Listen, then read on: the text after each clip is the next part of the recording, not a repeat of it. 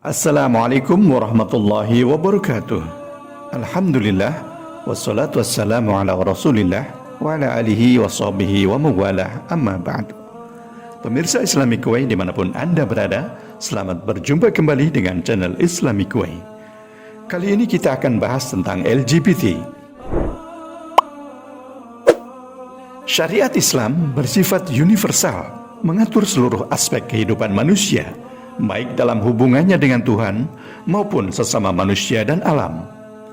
Dalam prakteknya, syariat Islam senantiasa memperhatikan kemaslahatan manusia dengan mengajak setiap pengikutnya untuk mematuhi perintah dan larangannya.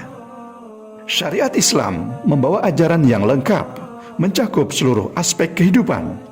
Tidak satupun aspek hidup dan kehidupan umat manusia yang lepas dari perhatian Islam. Di antara aspek kehidupan yang sangat penting yang diatur Islam adalah hubungan biologis atau seksual. Seks merupakan suatu hal yang bersifat sakral dan harus disalurkan secara benar dan bermoral melalui pernikahan.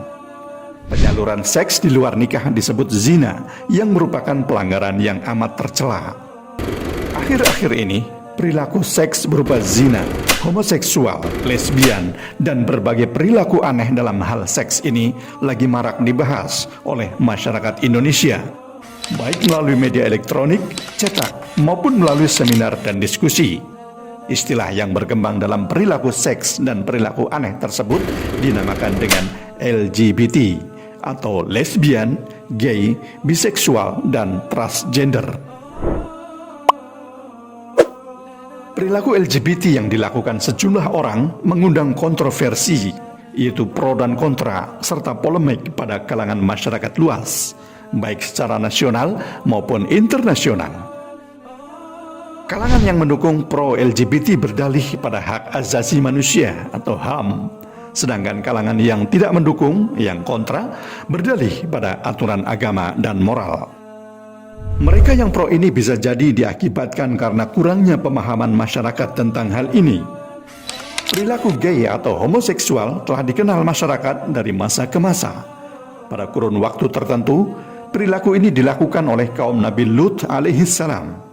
Al-Quranul Karim telah menggambarkan sifat-sifat kaum Nabi Lut yang tidak mau menikahi perempuan. Nabi Lut alaihissalam diutus oleh Allah Subhanahu wa Ta'ala untuk memperbaiki akidah dan akhlak kaumnya yang berdiam di negeri Sodom, Amurah, Adma, Sabubim, dan Bala di tepi Laut Mati. Nabi Lut memilih tinggal di negeri yang paling besar dari kelima negeri itu, yaitu Sodom. Negeri Sodom mengalami kehancuran moral. Kaum laki-laki lebih bersyahwat kepada sesama jenisnya yang berusia muda dan tidak bersyahwat kepada kaum wanita. Ketika menyaksikan perbuatan kaumnya yang tidak bermoral tersebut, Nabi Lut alaihissalam menegur dan memperingatkan kaumnya untuk meninggalkan kebiasaannya. Ia mengajak untuk menyalurkan naluri seks sesuai dengan fitrah, yaitu melalui perkawinan antara pria dan wanita. Ajakan Nabi Lut itu dijawab oleh kaumnya dengan mengusir dari masyarakatnya. Sementara itu, mereka terus melakukan perbuatan keji dan tidak bermaksud meninggalkan kebiasaan buruk tersebut. Nabi Lut alaihissalam menganggap perbuatan kaumnya sebagai permusuhan, kebodohan, berlebihan, rusak, dan dosa. Sikap yang lebih aneh dari mereka yang telah hilang akal pikirannya, moralnya bejat, dan hasrat manusiawinya telah rusak adalah ketika mereka menyambut tamu Nabi Lut yang tidak lain adalah malaikat yang menyamar menjadi orang laki-laki tampan.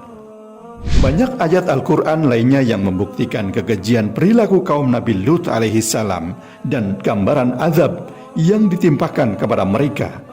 Begitu juga hadis Nabi SAW yang berkaitan dengan perilaku homoseksual. Di antaranya adalah dari Ibnu Abbas yang menjelaskan bahwa Rasulullah SAW bersabda, "Barang siapa yang kalian dapati melakukan perbuatan kaum Lut, maka bunuhlah keduanya."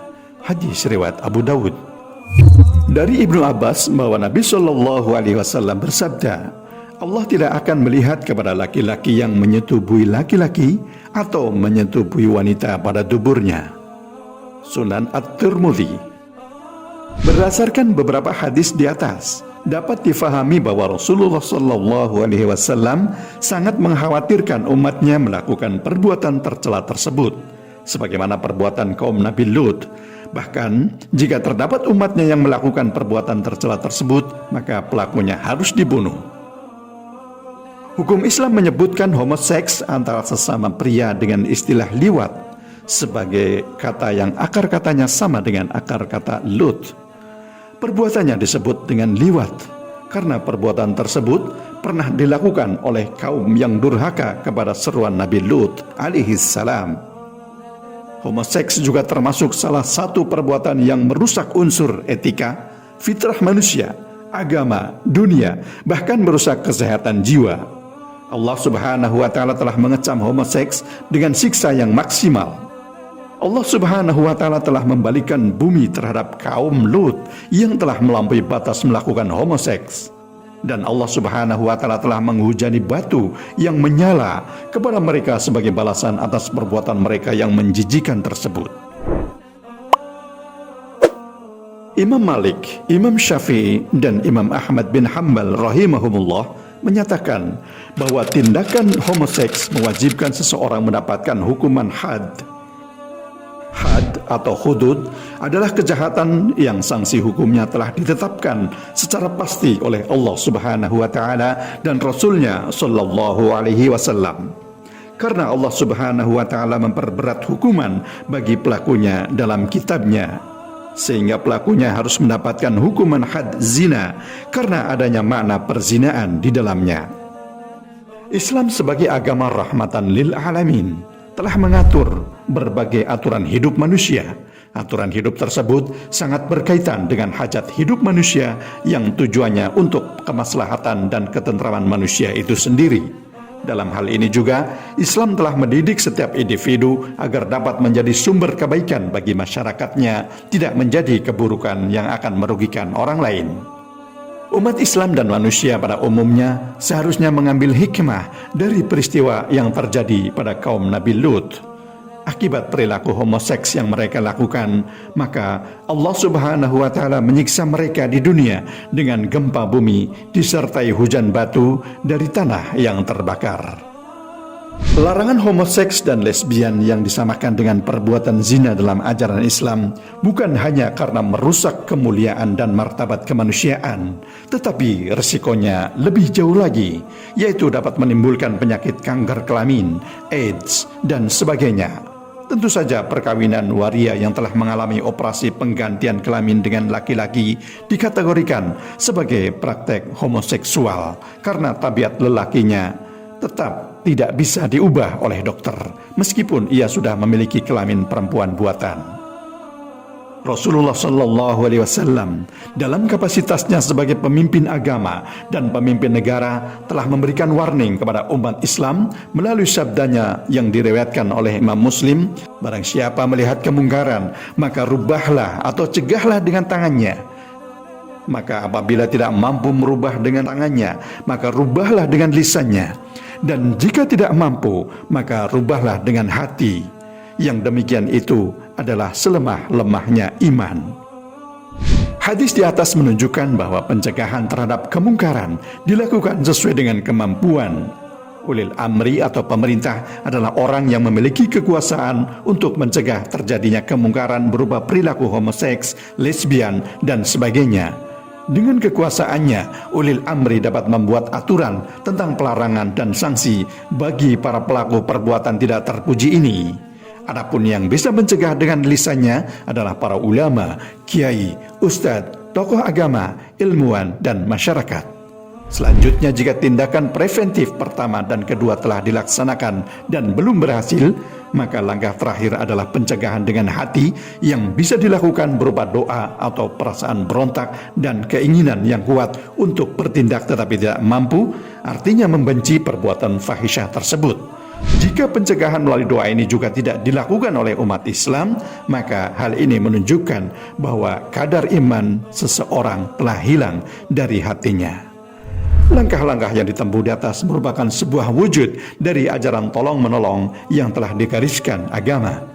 Dapat dikatakan bahwa jika seseorang menyelamatkan sesama manusia dengan jalan mencegahnya dari pelaku yang merusak, maka ia telah melakukan suatu bentuk pertolongan dalam hal yang baik.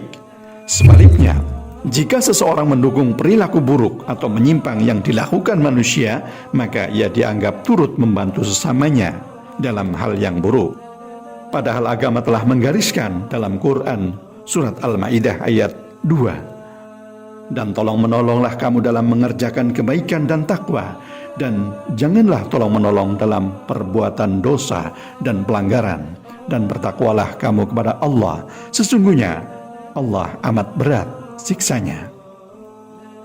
Demikian pembahasan kita kali ini. Semoga kita dan keluarga kita dijauhkan dari keburukan perilaku penyimpangan ini dan terhindar dari petaka yang timbul akibat perilaku tersebut. Wassalamualaikum warahmatullahi wabarakatuh.